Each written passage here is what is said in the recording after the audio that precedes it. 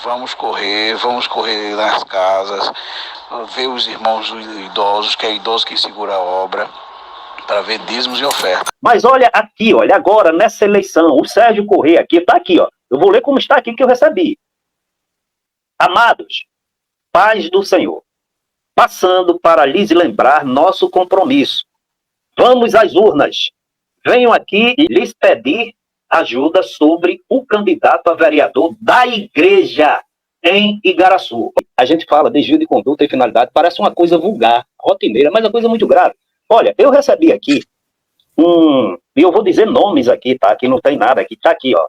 Um WhatsApp da Caixa do pastor Sérgio Correia.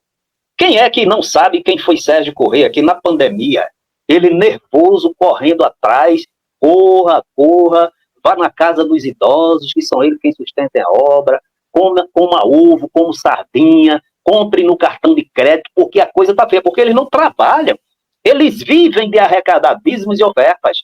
Esses homens são pastores. A Bíblia, Jesus disse, olha, aquele que pega, ninguém que pega no arado e olha para trás, é hábito para o trabalho. Então, quando você falou que as igrejas têm se partidarizado, essas siglas são verdadeiros partidos religiosos, que não tratam do evangelho, mas tratam da política partidária secular. Veja o que esse mesmo Sérgio, que é pastor aqui, numa cidadezinha aqui de Abreu Lima, aí tem Tejuco-Papo, tem Carne de Vaca, parece que é lá, Igaraçu, e outras cidades ali. Veja que tipo de obreiro sobre a igreja. Isso pode ficar bem, pode trazer um benefício espiritual. O reino de Deus pode habitar entre as pessoas com a finalidade precípua de fazer as pessoas chegarem-se mais perto de Deus. Olha, nessa campanha, nessa eleição para vereador, em que, gente, a gente está falando de uma coisa muito séria. Esse gestor presidente, ele deu declarações em audiências nos tribunais, dizendo que a igreja não tinha partido, não tinha candidato, e que se ele soubesse que alguém estivesse fazendo política dentro da igreja, ele chamava para corrigir. Ele negou o projeto Cidadania, tá entendendo? Mas olha aqui, olha, agora nessa eleição, o Sérgio Correia aqui, tá aqui, ó. Eu vou ler como está aqui que eu recebi. Amados, paz do Senhor, passando para lhes lembrar nosso compromisso. Vamos às urnas. Venho aqui lhes pedir ajuda sobre o candidato a vereador da igreja em Igaraçu. Olha, candidato a vereador da igreja em Igaraçu. Quer dizer, o pastor foi chamado para isso, foi para fazer politicagem barata dentro da igreja, usar os seus membros, e principalmente os que têm cargo de liderança sob ameaça. Essa igreja, irmão, você que é membro, você que é congregado, porque você não dá um basta na atuação política desses homens? Porque se eles fazem isso, é com o seu consentimento. Se vocês, quando eles fugissem do papel deles ali, vocês dessem as costas e saíssem, porque nós vamos para o templo para adorar a Deus.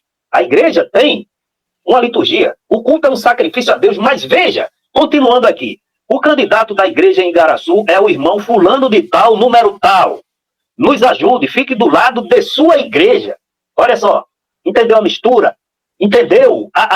Isso chama-se prostituição dentro da igreja, que a Bíblia, os profetas alertaram tanto o povo de Israel para não seguirem a outros deuses, porque, por certo, Deus agiria com rigor. E eles aqui estão prostituindo, essa diretoria está prostituindo o evangelho de Jesus. Aí ele segue, nos ajude, fique do lado da sua igreja.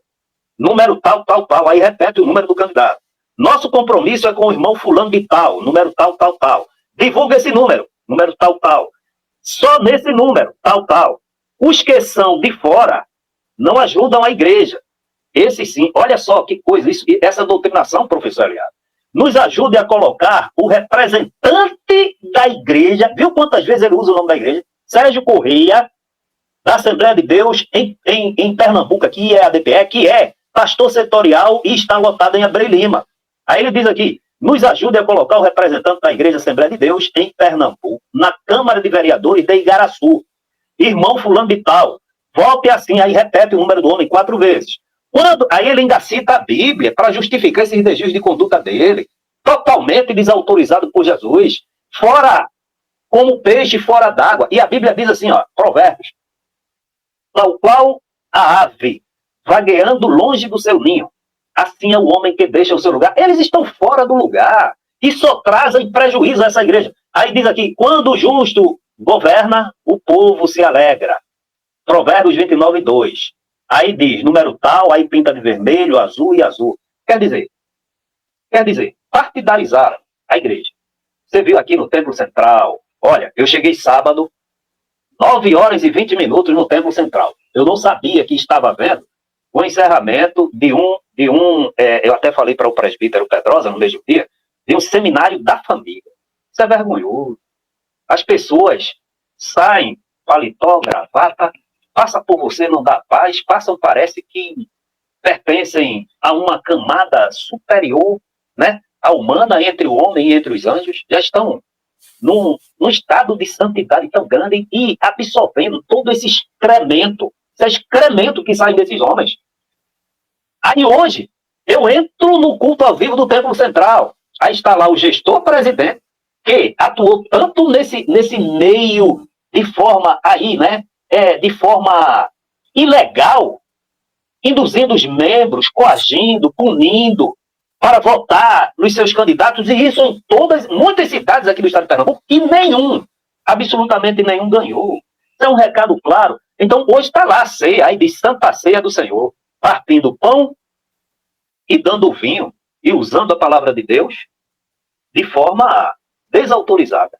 Aí eu pergunto a você, meu amigo, meu irmão em Cristo, a que ponto esses homens levaram a igreja do Senhor Jesus? E você vai ficar calado e inerte diante de tudo isso? Não dá, professor Ricardo, para continuar. Ou seja, quando você me pergunta, Josué, você vai parar? Como é que eu posso parar diante de uma protuberância dessa que a gente está vivendo atualmente? E eu vou dizer mais. Olha, eu tenho repetido aqui, vou repetir. Todos esses diretores, pastores setoriais, todos calados, bebendo e comendo do mesmo coxo, da mesma abominação. Então, a solução, qual é a solução? A solução está nos membros que aceitam esse tipo de uso indevido da igreja, da liturgia, dos cultos, para prestar essa abominação ao Evangelho de Jesus Cristo. Resumam as contas, veja as despesas, porque o negócio está feio. Viu? O negócio está feio. Se nós não corrermos, como o ano passado corremos bem, entrou bem o ano passado, mas esse ano, irmão, eu estou com a mão na cabeça. O que entrou hoje, irmão, para vocês terem uma ideia, a entrada das 7 áreas, né, vai ser 8, mas por enquanto tem 7, é praticamente a entrada de uma área numa semana, para vocês terem uma ideia.